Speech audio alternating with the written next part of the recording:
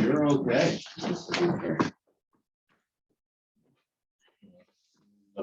Sure.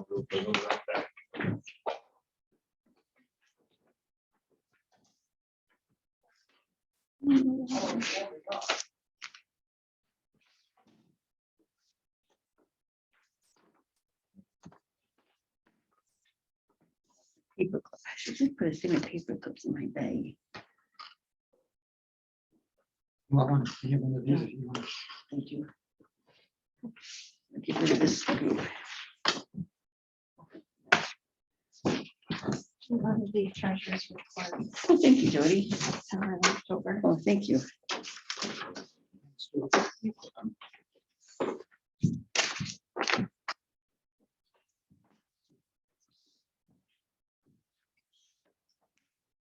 Will Ann be here for finance? Who? Ann? And who? Madell? She might not say her name right. She's another one. Yeah. Megarell? Oh, Anna Megarell? Yeah. I don't think she's on finance. No? She works during the day. Oh, okay. So So- she asked for copies, so I'll just have to give them to her for the next board meeting. Yeah, Whether she comes or not. yeah. No, she's Oh, not. there we go.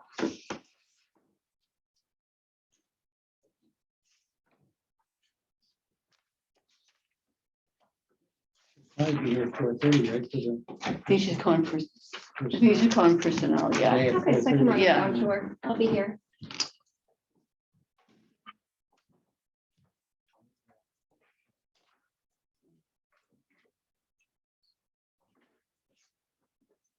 This is hard to read online because it was sideways online. I hope there's anything good in there that you're gonna share that with us. 'Cause we tried. Did it come up on yours, on my laptop? Because I was reading on the laptop, it came up sideways, like horizontally, wasn't, I couldn't get it to change. You can spit them around. Oh, I didn't even Some get things it. you can, some you can't. It's kind of Yeah. weird, yeah. I didn't If even, you go to, if you go to print, it'll give you oh, a yeah, okay. function that'll allow you to rotate. Yeah, I know, that comes Yeah, up, and- okay. And then you can go through it that way. It's, yeah, I guess I didn't even. I I didn't do even these think things instinctively, but I don't understand. Yeah, I didn't even Yeah. think I could do that because my the school laptop isn't hooked up to my Right, printer. right. So I didn't That's think true, about yeah. doing that, but I Yeah. know what you're saying, when you do that for print, but I didn't realize you could do that and do the print preview, you can read it. Yeah, because that's. No, that's you good can also- thinking. You know, where you Yeah. can also use it is for the special ed, you know, where you give the results of the committees on special Yeah. education, because those are like that too, sometimes Yeah, the yeah. reports they have to. I put them on my, You drive I you put crazy them trying to read on my those things. mainframe on my desktop. Okay, we ready to go, gang, or? Yes. There she is. Okay. Okay, Dave, you're, Number one, Health Consortium update. Just wanted to give you guys an update, just the goings on within the Health Consortium and us, of course. So we're getting into budget season. To give you an idea, the Health Consortium is currently looking at 6% as their opening projected increase for premiums. Included a financial report as of almost mid-year. And if you look at it, you know, in big picture, income is a little over budget, about 1%. Expenses are quite a bit under budget. Similar to last year, paid claims are significantly under budget for the year. It goes into quite a bit of detail in that report. I'm happy to talk about it, but that's the flyover of the current financial status of this year. We did have a vote that we previously discussed where the consortium was looking to clarify the term surplus in the charter in the event that one of the members withdraws. They did put that to vote. Included in the back behind that thick financial report, the memo from the consultant for the consortium that talks about 3 potential calculations of surplus in the event somebody was to withdraw. The vote was to essentially put in place calculation methodology number 1, which is the most restrictive in the idea if somebody leaves the consortium and they determine the surplus, which is in its own calculation can be positive or negative, that calculation would only involve those not the restricted accounts in calculation number 1. It's the most restrictive methodology leaving just mostly fund balance to be distributed. The vote was 6-4. We were a no vote as previously discussed. And we're expecting to see update to the charter, potentially be brought forth an update to the charter language, which will require approval by the boards of the individual members of the consortium. Well, any questions on either the financial report or the resolution just passed?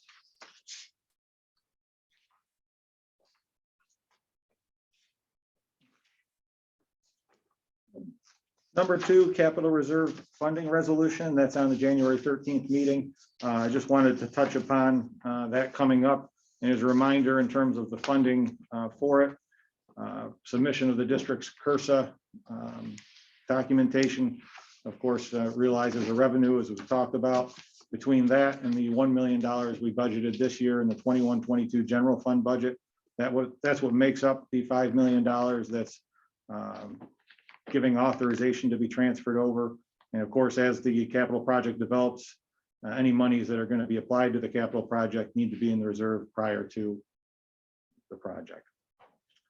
Any questions on that reserve or the monies discussed? Sort of Wait, total wait, dollars. go ahead. $1 million, yeah. Okay. Is this the only- We've only transferred $1 million into it so far. And we have not done that yet. We've got it budgeted. Of course, the budget was approved. We have not made the transfer. No necessarily benefit to making it early, just needs to be made in advance of. But it's been approved, you can do it any Correct. time. Yeah.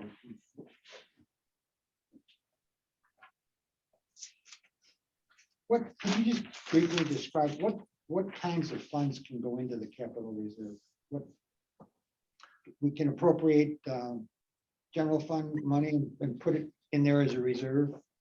Yeah, there's quite a bit of hoops, but of course you have to establish the reserve, which we did in the December 19 vote, I believe. Established the reserve and then board approval in terms of funding it. I'd like to have the chart in front of me to remind myself of all the intricacies of the rules, but I think that's the general sense of it. You can fund it from using other forms of fund balance. The board could choose to fund it out of other reserves if it's legally allowed, some other transfer of reserves, and of course, budgetary appropriations. Is there anything that comes out of capital projects that could wind up in there, you know, if you don't use, I think you're thinking debt service. Like if we say we had a capital project and you underspend, yeah. yeah, and that can happen particularly if you bond early. We generally don't. We ban and then bond toward the end of the project. But if you bond at the beginning of a project, say for the whole referendum, and you were underspent, that difference would be required to go into debt service. The difference between debt service and capital reserve. Capital reserve is a general fund reserve with its own set of restrictions. Debt service is more akin to using that example. You set that money aside with the idea it needs to pay the debt associated with that project because you borrow. The overall capital project funding, the bonding and whatnot for that, right? Yeah, if you bonded for say 10 and the project was 8 and 2 went into debt service, that money could be used to pay that 10 million, you know, the debt service on that borrowing. Isn't it a possible way to look at it as your capital reserve would be a method to offset the need for debt service?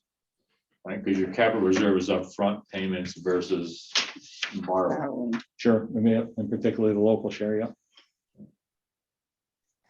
Can you clarify? So briefly, Peter had touched on, so how much is in our current capital reserve? 0. So we established it in 19 and didn't divert any funds there. Correct, not until last year's budget cycle, and then it requires board authorization to transfer. Okay, and then looking at the chart from when I in my capital projects folder, I had the, you know, the flyer that we sent to the public, right? And it had basically showed accruing money in it over 5 years. But what you're proposing is that we max out our contributions to that account this year. Yeah, we put $1 million in the budget that was approved in May, and we also set aside $4 million from CURSA. But the goal from CURSA was really to expand your instructional space. So I guess we're not going to end up in a quandary on the back end if that 4 million doesn't directly go to instructional spaces. The CURSA money was spent on instructional salaries. You can't use CURSA directly in to fund the capital reserve, but using it for those salaries created the surplus, created the funds being available to transfer to reserve. But the CURSA funds aren't directly going into the reserve. Okay, Like going And- to the back door, right? We talked about that, right? Because you asked on it was trying to find a kind of like a loophole to do Correct. that. I mean, Yeah. Mhm. and loophole is the right word. We're just trying to Creative find the back door. Creative accounting is what they Yeah. call it. It's according to John. I like that, okay. Maximizing our Sounds position. less guilty than a loophole. Yes, I was trying to find the right, Right. that's why I did like this loophole. maximizing our potential. That was very good, Dave. That was, Yeah. that's like my friend who was a kindergarten teacher who used to not call it bribery, but positive, tangible, visible reinforcement. We're That's a lot. That's a lot. Is I'll that an just say- acronym? I can't, positive, tangible? No, no, positive, tangible, visible reinforcement. no. I'll Remember- consider. You might need it. Within 5 minutes. Okay, so so then my next question is the first proposal that came on the table, and if I'm correct, Peter, we're having another presentation this week or next or the 27th from Labella. We've got to schedule our facilities meeting. Like I Okay. can't do today. Facilities. Sorry, we have a lot this week. I'm trying to keep it all straight. Okay, so but when we had the last presentation, the conversation was potentially exhaust this fund and have to start another. Yes, because you can't go above the 5 million. So if you take any money out of this, you can't replenish it. So most districts will have between 2 and 4 capital reserves. Because once it's established in full, you can't go beyond it and you can't replenish. So it's not like your own savings account where you're like, I had $1,000 emergency. I took $1,000 out of savings, and over the next 2 months, I'm going to put $1,000 back. Correct. Mhm. Okay. So that's something that we have to I guess it's creative accounting again to say, if we exhaust that now and create another versus being more conservative and creating another. You can do I either. guess we don't know what we don't know, and we obviously already didn't expect to be where we are with Staley, and there's still so many unknown factors that I just want to resolve that in my head. So that could potentially end up on the May to establish another capital reserve. We would recommend you do that anytime you vote for a capital project. So you're linking that portion of it and setting it separate from your general fund budget vote and your district elections. Okay. Okay, thank you. Definitely less confusing that way. If you keep your capital stuff separate from your budget vote. Mhm.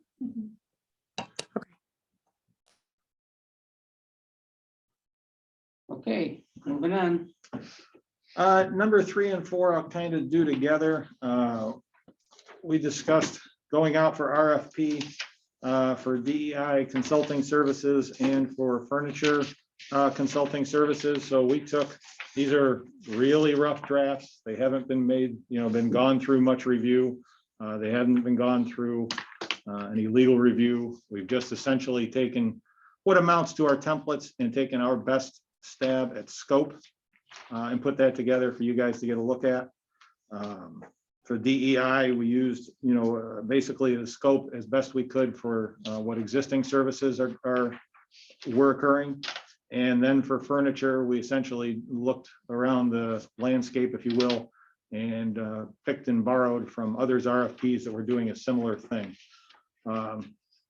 So I'm happy to take any scope feedback or any feedback on the RFPs. They're still under development. We're still, doing review processes, but in terms of scope, an idea if we're on the right track, if there are things you guys want to see in there, things you don't want to see in there. that kind of So discussion. for furniture, so I guess I'm just, I think I understand it. So you're requesting the company A, B, and C to come in and say, hey, this is what we're gonna do. You know, you gotta buy their product, obviously, right? Is that the- No, so furniture is different. Normally you just buy your furniture off state contract. Mhm. And depending on so we traditionally would use Meteor. And that's simply because when you purchase furniture with them, they also do all the delivery, the installation, they do professional development, they have a lot of educational things that go along with it. A lot of other companies just, you get the furniture, you get the furniture. So what the RFP is the RFP is essentially paying somebody to come into the district, go through and do an audit of the furniture. You're looking at them to speak with teachers to get a feel for what they want, so you can make it a little bit more personalized. Obviously, we still want standard sets of classroom furniture, so that over the years when teachers change, you don't right. buy a set of furniture for someone because they really want all this stuff, Yep. and then the next year they're doing something different. So you do your best to figure out what's that, and then that person figures out which company is the best company to use Oh, to secure okay. the furniture. It could be one and the same. It could be one and the same. What I understand in trying to do some of this, and trying to learn about it is, it sounds like for a district our size, it's looking to purchase the amount of furniture that we're purchasing. If we were to do it this way, which is you basically hire a consultant to do the project for the district, they're gonna purchase furniture from probably all of the vendors that would want to sell us furniture, right? So the two big ones that we know we're talking about are usually ROI and Meteor. Sometimes Lakeshore gets involved. My understanding is that if the amount of furniture we're looking to purchase, a consultant might offer Gotcha. the sale to because all the vendors pretty much have the same Yeah. price. It's all state contract, so. Pieces here, pieces there. Yeah, Correct, gotcha. yeah, and it's not something that we couldn't do ourselves, you don't need the consultant to do that. The consultant takes a lot of time off people's hands to go figure out what's the best set of first grade classroom furniture they need, what is the best set of Yeah. third grade, Sure. what's the ratio of soft seating to hard seating, what should the makeup of the desk look like, so. In having those conversations last summer with the board about I think some of it stemmed around getting the best price, which we're gonna get no matter what because of state contract, but another part of it was making sure that teachers got what teachers wanted the most. That's gonna be the one where it becomes really tough for district to get down to that, and it's been a long delay to get this far because not many districts do it this way. The most districts just go to state contract and buy the furniture that they want to buy, and they give it to people and say, here you go. So this falls under state contract as opposed to our policy 4502, which is like non-bid. So I guess that's why. So you clarified the question of what we're going out on an RFP for, because I was like, why would we RFP the furniture versus just getting 3 quotes for whatever we wanted? But you're saying we wouldn't even get quotes, we would just be compelled to purchase via contract? State contract. We'd be over the bidding threshold, so that it would necessitate us either bidding internally or using a state contract or another piggybackable contract For the furniture. for the furniture itself. Yep. Part of the language in furniture consulting is for them to essentially recommend and assist in, making the best procurement of those. So, okay, so we wouldn't have to necessarily be like, okay, everything is coming from ROI. We could be like, okay, ROI can offer us, I'm just using them as an example. Our ROI has the best price, and because they're lowest responsible, I don't know. ROI offers us the best price and warranty on high school desks, but Lakeshore offers us the best on kindergarten through 2nd grade tables and chairs. Yeah, that's what the consultant would do, Tanya. The problem is you can't RFP for the actual furniture. That No, would be a bid, but in order to do a bid, we'd have to provide them with exact Exactly, yeah. specifications, and that's No, no, no. where it's sticky. A non, saying would be, You're cutting it out would be that, gonna go buy something for my house. I would go get more than one quote. If I'm gonna go buy a refrigerator, I shop around. So you're saying we wouldn't even shop around? We would just go through whatever the state contract is? Like, that's what I'm trying to understand. Isn't the state contract set up to be the lowest possible bid? The state contract is kind of, that's what its design is, whether or not it's always, perfectly effective in getting the best price, and often it is, it's not always for sure. But the state contract is supposed to represent the state going out to the market and looking at multiple vendors and prices, and whoever wins that bid being the one you can have the option to buy from. So they look Okay, at, great. yeah. you Okay. can't- You can't do an RFP for your furniture, you'd be crazy. Oh, I wasn't saying that at all, but I was saying 3 quotes. you don't need quotes if you buy it under state contract. Right, that's what I was trying to clarify. And we have to do that, right? We have to, we don't have the option of, we have to go. We have to comply with the procurement law, but that doesn't mean we absolutely have to use the state contract. It's one vehicle to legally comply with it. So again, once it's over the threshold, we could internally bid it. We could go with a state contract, or we could go with a legally piggybackable contract. Some examples of those, Omnia, Sourcewell, or some large ones. And there's legal criteria to what we can piggyback off and what we can't. The district adopted that approximately 4 or 5 years ago to make that, additional avenue to use if it looks like it's the best choice. Well, it's supposed to be a time, right? The goal is to save time and resources of getting all the quotes. They're supposed to be doing it on our behalf, right? Yeah, it's certainly the gaining of efficiency is a big reason for them, yes. Now, in the past, like room officer ROI, haven't they functioned as both a consulting service and a procurement mechanism? It seems to me like on some of our buildings, they would come in and they would design classrooms and essentially specify what the equipment layout was going to be in this building A, and then it would get purchased. I'm not a little fuzzy on whether it got purchased off of state contracts exclusively or not, but they did a function that sounds similar to what the consulting service would do.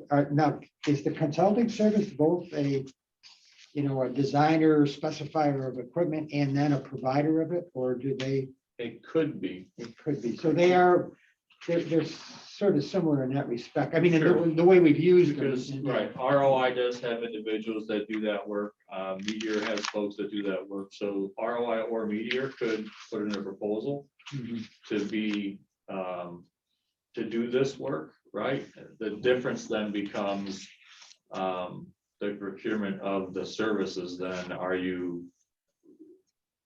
you probably should assume that if that's who you end up with as doing the RFP work, that you're going to use them as the vendor of choice for the purchasing, but stranger things could happen. The main thing is we need that function to specify to the design. I other- think to the board's request in the summer, I believe it was August, if we really want to make sure that we have the most optimal furniture in the classrooms for the teachers based on some teacher feedback, this would be the best way to go.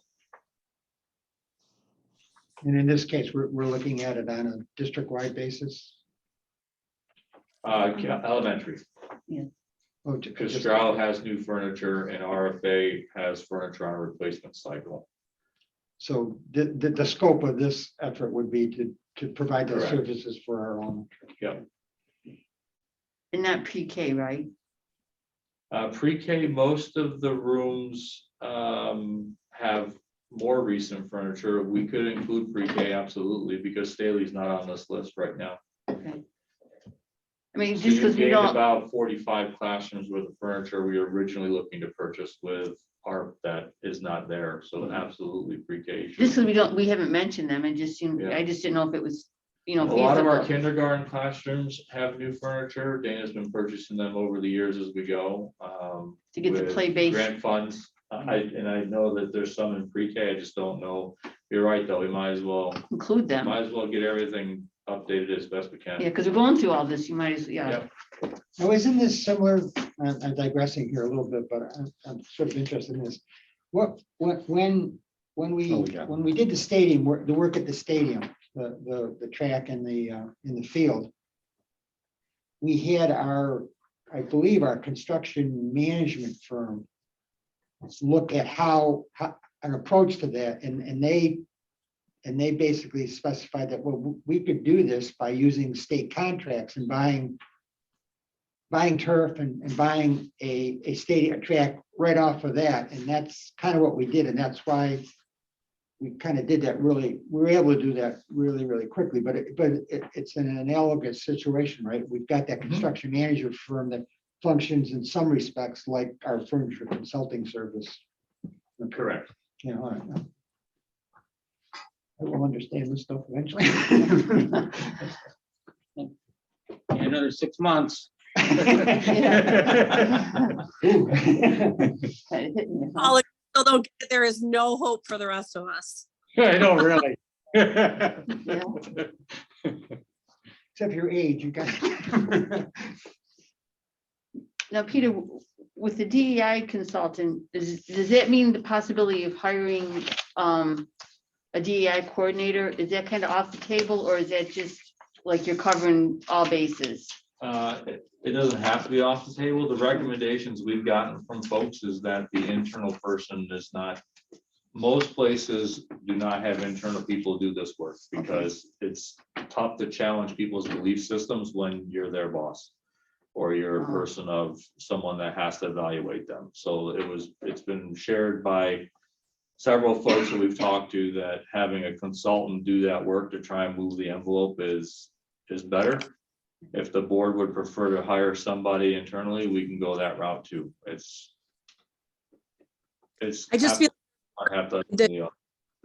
when I read the RFP, I'm concerned about two things. One is the committee hasn't reconvened yet, which by the way, is there a meeting upcoming? Because I know Elena was interested in joining, participating, and that Karen had mentioned the 2 new student support specialists being added since they're on the front lines. But I think that we still haven't resolved the number one issue, which was the amount of time we have someone not necessarily doing some of the things that are in this, the observations, the identification, or the PD, but the things that need to happen, like the outreach. Like the outreach is what's not happening on a consistent basis. And if we're in year 3 going into year 4 of this, it's hard to read this and say, oh, we're going to contract someone for another 3 more years to decide what we need to do.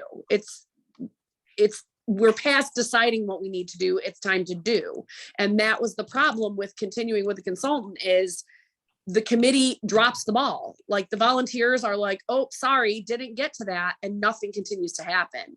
So I think the coordinator role that we're looking for is more someone who can do activities in the schools or bring in guest speakers or promote things or help facilitate different clubs or what, like there are needs that have to be melded together. And if you look at other districts that are doing that, like that's what they're doing by hiring a person.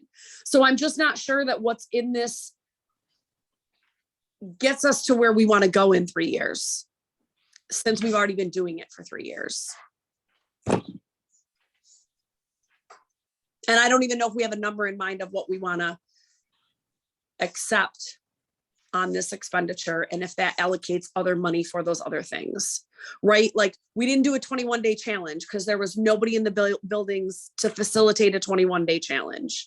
You know, every month there's something, you know, are we promoting and celebrating Black History Month? Are we celebrating Pride Month? Like that's what we need a person in the building for. And I think the committee, the equity task force needs to figure some of that out. And I think your building principals too, like, what do you want to see more of? Part of it is definitely the PD, but I've been on this committee for 2 years, and part of it from the committee members is consistent messaging. And that's, I think, to Karen's point, what we're asking for with a full-time person.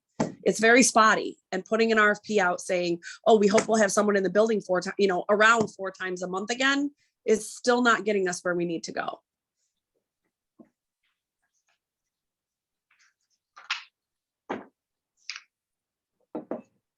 So how does this consultant service that we're proposing here differ from the arrangement that we had with Global Access?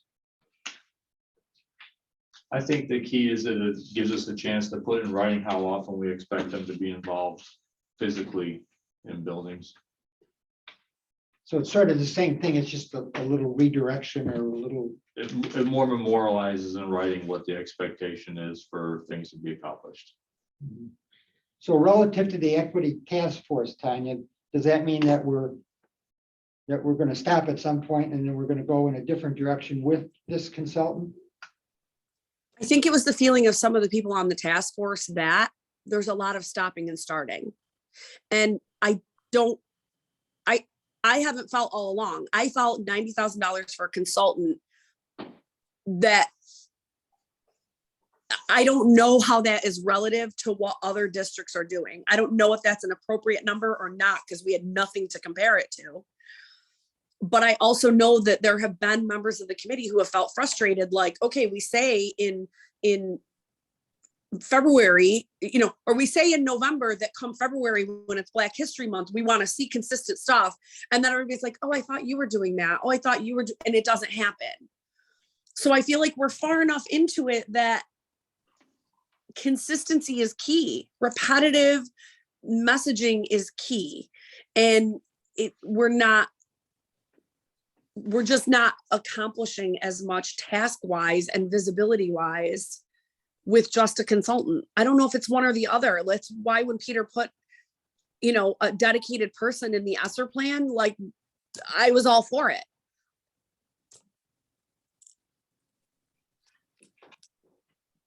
If we were in year 1, it would be one thing, but we're not. And now you're talking about, a 3-year contract with a consultant, we'd be 6 years out. I just feel like there are other districts that are advancing things, a very specific 3-year plan. I don't know if this is goal-based. I don't know if this RFP is goal-based. Like, what do we want to truly accomplish in the next 3 years? It's hard to put out an RFP when I don't know if we're even clear on that. I've had teachers say to me that they didn't know that the task force was even still meeting. They didn't know that progress was even still happening, and they want to see more of this in day-to-day things that impact kids. So I guess what Peter's talking about and what this plan's talking about and what he had tasked Chanel with doing was sensitivity training and bias training and things like that for teachers. But what we're truly not seeing is messaging and activities in the buildings that also reach kids. And I don't think we can wait another 3 years to get there. That's just been my experience on it. We're stopping and we're starting anew. Is that? No, that task force is still intact. And my understanding in the meeting that John and Elena and I were at in December was we were going to reconvene. Like, the question we asked leaving the room is, what is the way forward? And that was not established. So we're supposed to be meeting in January to talk about what is the way forward and what are. That was on the calendar. I did not get a meeting invite. 24th, would that be? Let me try to read the 24th. 24th, okay. Yeah, I had on my calendar for yesterday, Tanya. Yeah, it's usually the second Monday, and then I didn't get an invite, and we had so much else, and then it was a snow day, so I was like, okay. Stopping with one consultant and talking about starting with the new one, right? And that it Or would the be, same one. or the same one, but it's I don't have, when I go into my calendar, I don't have anything on the 24th. the task force that's that's determining this, or is driving which consultant? Not really. I mean, what's, in my opinion, this is just my perception of it. We brought forward the concept of an internal person last spring. And I don't feel like the board was warm and fuzzy to that. There was not a whole lot of dialogue about it. No one really wanted to talk about it. So aside from doing that, to make sure we move things forward, we went with the consultant model. The rationale behind the consultant contract being voted down was because it didn't follow the proper policies and procedures. So the RFP is here as a draft, thinking that that was what the board wanted to follow. If that's not the case, and the board is more in favor of creating and appointing an internal person to do the work, that's possible too. So I think apparently there's not a greater discussion that needs to be had about what is the board's direction or the board's desire in terms of moving forward. So this is sort of a do-over for what we Yeah. thought we did in the spring. Correct. The equity task force is not involved in that part of the decision making. They're simply that we meet and talk about what needs to happen with what we have to work with.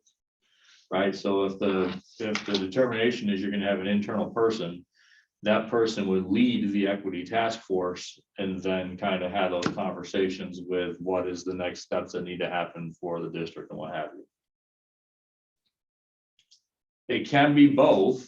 I don't know that I have not heard that that's a, that's a bigger price tag, and I haven't heard that that's a desire of anybody at this point in time right now. It's really just how do you move the ball forward? So maybe we need to have a board discussion on Thursday about it. Yeah, I think it's a Give you the simple direction. conversation, and then depending on which direction the board wants to go, it can be done pretty quickly. Mhm. I can tell you that probably hiring internal will move faster than an RFP. If you have a candidate that's, qualified and applies for the position. It's just generally easier for the board to review job descriptions, go through the process of setting up a position and getting it going than it is the RFP process. Takes a little bit longer to refine. You got to solicit responses, you got to score them, you have to vet them, all that stuff. So We don't technically have a job description yet, because this position is Correct, not, no. so we don't have that No. either, so. the job description, though, I think in today's day and age, it's probably pretty easy to pull one from somewhere, and then with the work or with the The draft stuff that you- RFP that Dave with- has with in the here, I scope think of we can get one services. done pretty quick. Yeah. Yeah. Yeah. Yeah. I agree.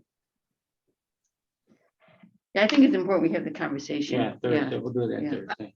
I agree. And I mean, I don't think that, I think that having an internal person doesn't preclude that person from saying, we need to bring someone in for bias training. We need to bring someone in for, you know what I'm saying? I would trust that person to, I think we need more specific goals as to what is hoped to accomplish to know what we really need. If it's one, the other, or both. I feel the same way about this as I feel about the freaking football field. I don't think it's one or the other. I think it's a combination. So That discussion will be an open session. Will it? Mhm. Okay. Just as an aside, have we stopped paying HEG? Yes. Yep. In terms of the furniture draft, keep developing, get it ready to go. Yeah, that's definitely needed.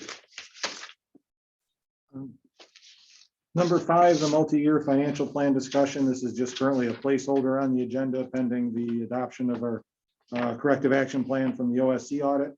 So that's on for the 13th meeting. After approval of that, bring that back forth to this committee next month would be the plan to continue that development. What stage is it in right now? It's just in the, We brought forth kind of a template and then put historical data into that. The next kind of piece of it is to look at, okay, this year, through the nuts and bolts technical side of it, look at this year's projection, look at what assumptions we're looking at for more forward stuff, and really, essentially break that into data. And then kind of the softer side of that one is looking at, the assumptions when they're in the spreadsheet are very simple, this percent or whatever. The discussion of what leads into them is, tougher. What do you project forward for, say, health insurance, benefits, payroll, that kind of stuff?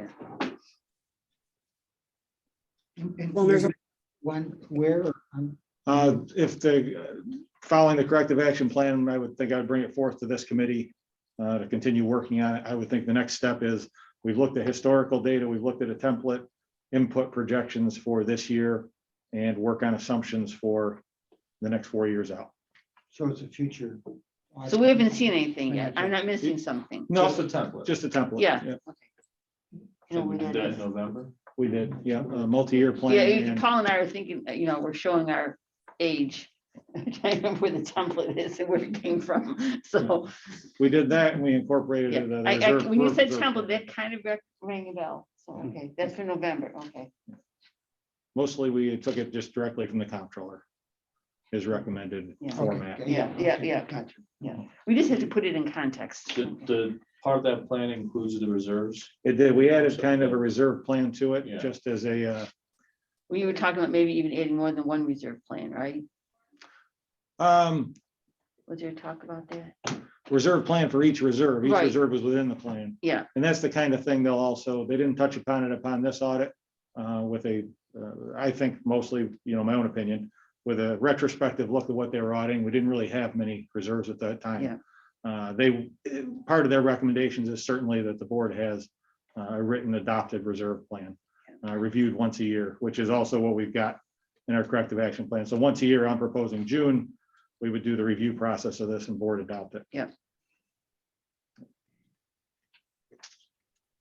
In the time frame that we're doing all this, and I know we talked about different, was it 4 years that we're gonna do? Yeah, the idea is they'll leave 4 years, which probably makes sense because ARP will expire leading into that last year. Yeah.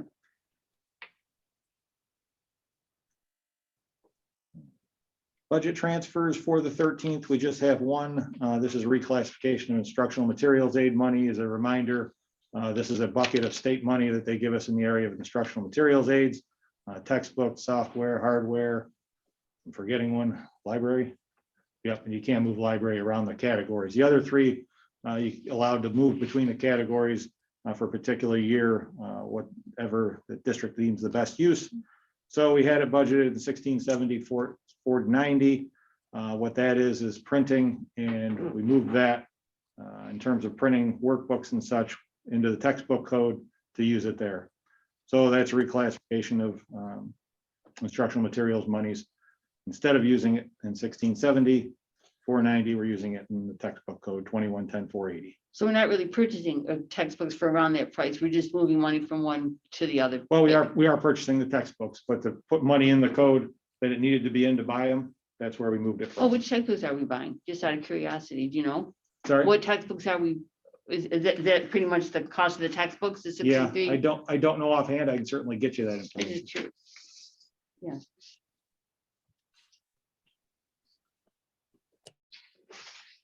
Because we haven't mentioned any textbook purchases at, well, maybe we haven't, I don't remember, from Ed programs, that's why I just, Sure. Curious. I know that I do know that there's some secondary, some ELA text at the secondary levels. The RFA English department was looking to expand upon their libraries based on some of their training with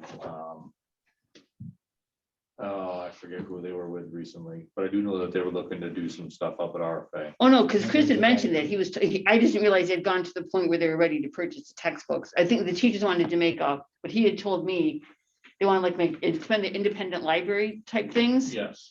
All right, so, It'll hit our radar on the finance side when they put in the PO rec for it, the requisition. And then, of course, we'll see the code, we'll see what they're wanting to buy, and then get with them and say, first we'll say, you ain't got any money, but yeah, after that, talk about, where it was coming from. so this amount is what was left in the BOCES amount. That's the amount we budgeted to use as textbooks in the BOCES line. Some years back, under, budget strain, we decided to use some of the BOCES money that we were purchasing, printing of workbooks and that kind of thing, that are Right. textbook eligible, use it for that. So that's where we had it budgeted, and moving it out of there and into textbook. So there hasn't been like a PO that says we owe that, we've already purchasing this to 64 cents, like, It's not there yet. It's just, was in that account and that's what's getting moved. That's what's getting moved, Right. but the PO probably exists. I forget what stage it would be at, but the process is the PO rec would come in, it would be short, we would make the transfer. So you're through the answering, PO. so somewhere they know what they're wanting to buy. Yes, Oh, yes. yeah. I'm saying the PO is likely exists in its final form. I didn't realize they'd moved that far along, so Okay. since that's the only thing I've heard mentioned in textbooks, so it probably is I just didn't realize it was that far along. That rings a bell. I think that's what it is too, but I don't. I missed that. What do you think it was? The only thing Chris has mentioned is that I think it's the ELA teacher, I want to Oh, say that's right, 9th ELA, and yeah. 10th, but I'm not positive that's the grades or not. Yeah, My 9 dim- and 10 are the concerns, and there's anthologies too, I know. Yeah, he mentioned that too with this. There used to be a whole process via policy of how to pick the actual anthology book. Which I don't know if that's, yeah. You have to have a committee of the teachers and all that stuff. Yep. And there's a checklist and, yeah. so. Yeah, just real quickly, something that came across the radar this morning, there's a change order for painting at the pool that we need to put on the agenda for Thursday. It's an amount of $29,800, and the reason for the change order, I think the original cost was, it was significantly less than that. However, the type of paint, what they're doing is they're painting what's called the Tecum panels. So if you look at the pool, they're the soundproofing panels that you see go around. So over time, they've deteriorated in color. As opposed to replacing them, which is extremely more costly. They were going to paint them to freshen them up, make it look new. The type of paint they were planning to use is not adhering the way that they thought it would with the humidity in the pool. So they had to increase the cost the only reason they're moving quick on it is the scaffolding. If you saw the pictures, if you remember, they've got a 2nd story scaffolding set up on the pool. They want to get that taken down next week.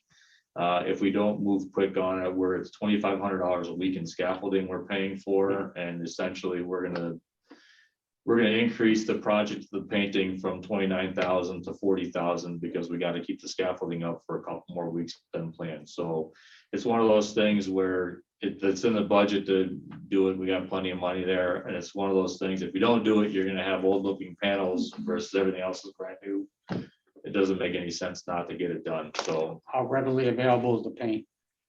apparently it's good to go. They just gotta get this process through to do it. And it's really more about the scaffolding piece. They're trying to go quick because they want to get the scaffolding out of there, because it's just, at this point in time, it's Yeah. just That's an eating up. impressive structure. they got It's there. just eating up money, for every week that it's there. So I just wanted to bring it to your attention. It's just came across the radar this weekend. Okay.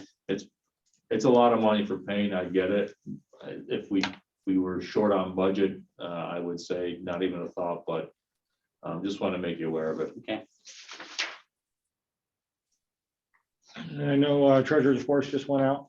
Yep, and then November's is almost ready to go, so as soon as we get it approved and everything will be emailed out. I have a question that I think maybe we're going to talk to you about it, Jordan, but earlier we talked about expenditures, different classes of expenditures. One of the ones that I'm interested in, I always look for it in the treasurer's report, is the capital expenditures.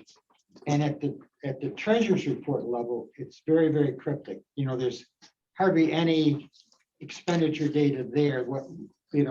Considering that we've got, we're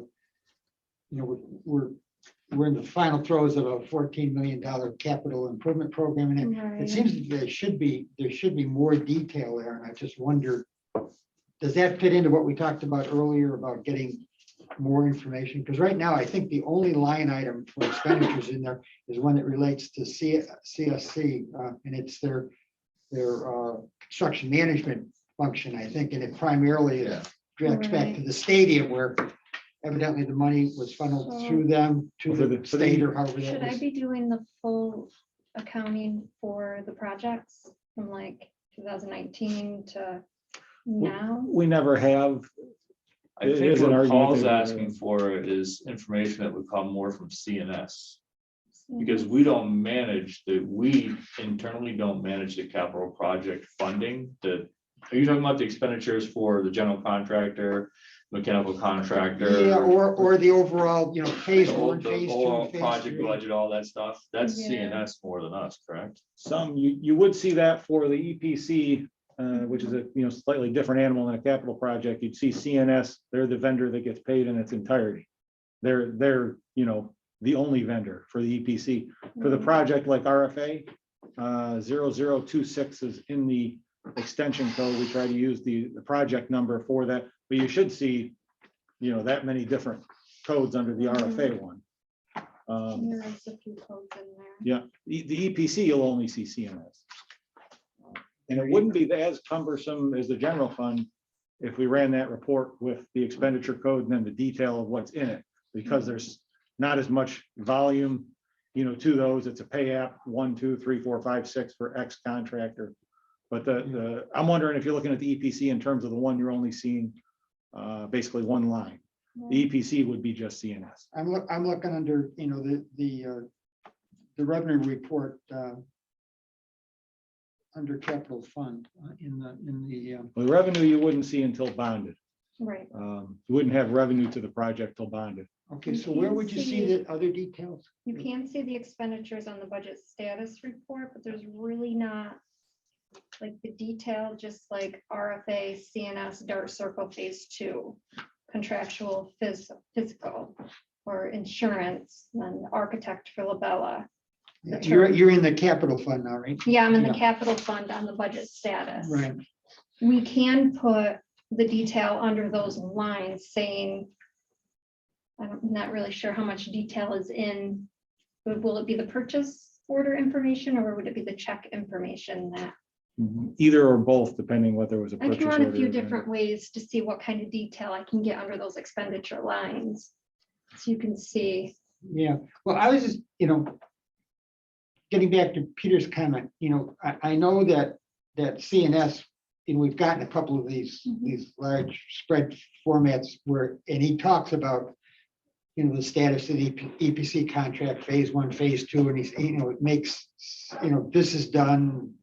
And he also has some financial data over on the side that kind of totals up, because right now under the capital improvement project, we basically have most of the money spoken for, but there's like about $2 million for the final phase, which is still in front of us a little bit that we're talking about. And then, of course, there's the new capital improvement, which is what they're, which we were going to talk about, yesterday. And I would say they're probably going to have the most digestible reports. It's kind of, they're going to have a more useful breakdown than ours that's geared more toward the end reporting. see, but we don't get those, and we do get the monthly. I was just Okay. because there's a lot of stuff going on, and there's more to follow as we get into what we're going to do with the right, in the next phase.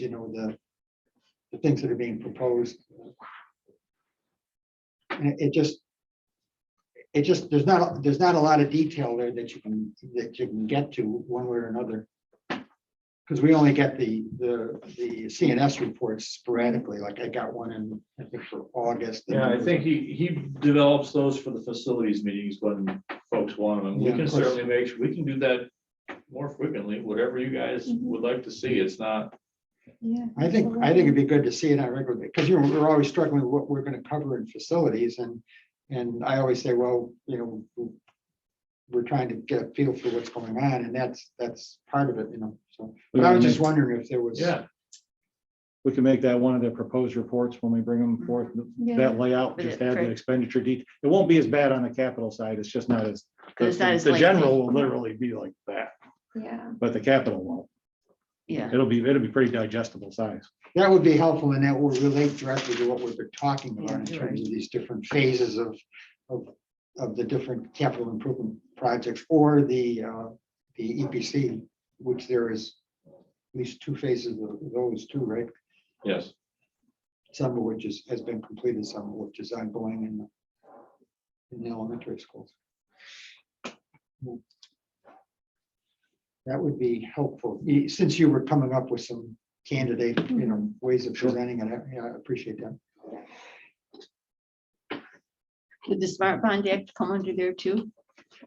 Smart Bond Act It is is in under capital there, fund, yeah. yeah. You'll It's see, just a line, Yeah, you'll see SSBA. is the No, to extension. Paul's point, to the extent, would that be a long one or would that be a short one? Fairly short. It would be short. Could Yeah. there not the possibility Oh, too? I'll do the whole cap, I'll do the whole cap. I'll do the whole I'll capital forget thing. is what I'm saying, so. Yeah, when we run the report, we just do it that for the whole capital. Yeah. Capital.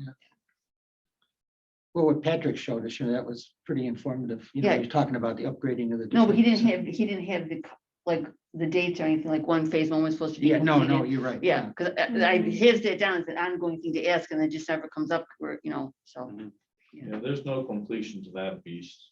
yeah. Mm. So they just kicked back a plan from months ago yesterday.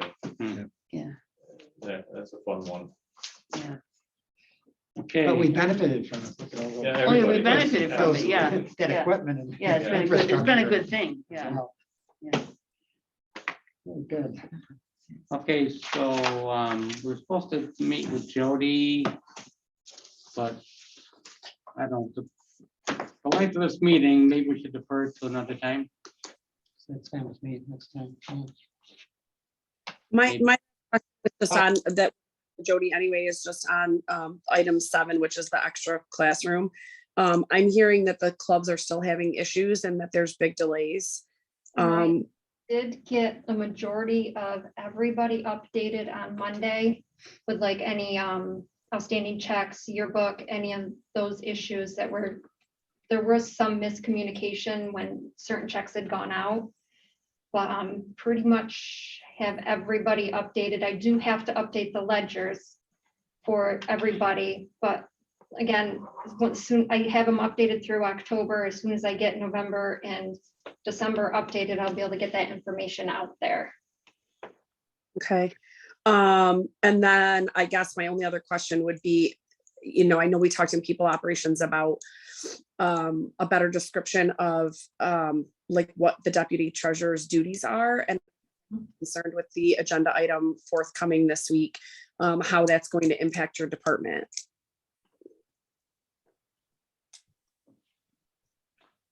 Like, how heavily are you leaning into your deputy treasurer right now? And how much of, like, you're finally getting caught up, and I don't want to.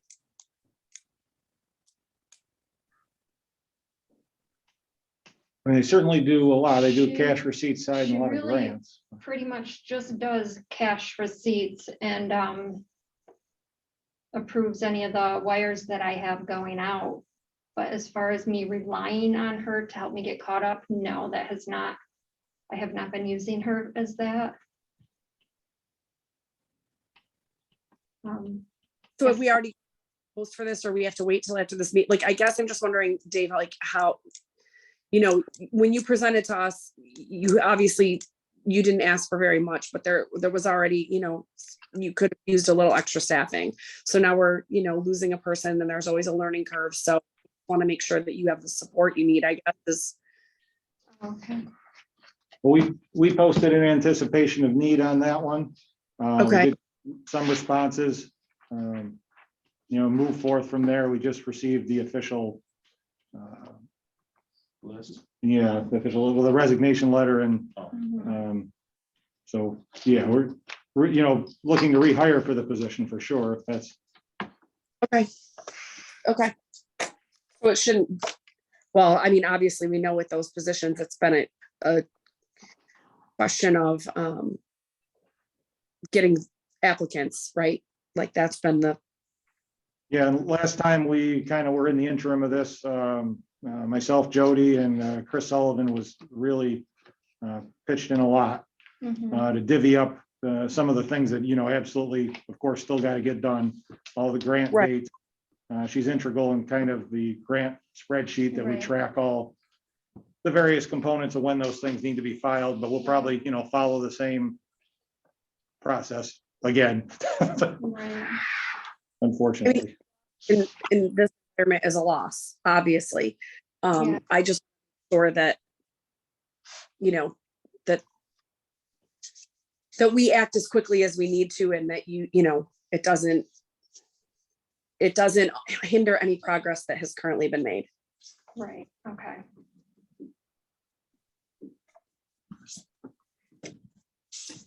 Anything else? Okay, we are adjourned. Thanks. See everybody tonight. Thank you, Tanya. Who are they talking about?